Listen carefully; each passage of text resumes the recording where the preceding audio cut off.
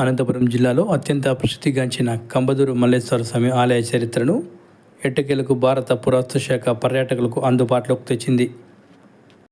ఈ ఆలయం భారతీయ పురావస్తు శాఖ ఆధీనంలో కొనసాగుతూ భారతీయ స్మారక చిహ్నంగా ప్రత్యేక గుర్తింపు పొందింది.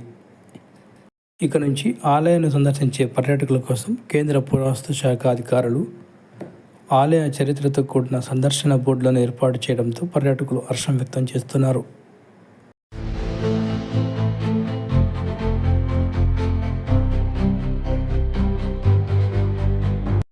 ప్రధానంగా పర్యాటకులకు ఆలయ చరిత్ర అర్థమయ్యే విధంగా కేంద్ర పురావస్తు శాఖ అధికారులు 3 భాషల్లో చరిత్రను అందుబాటులోకి తెచ్చారు.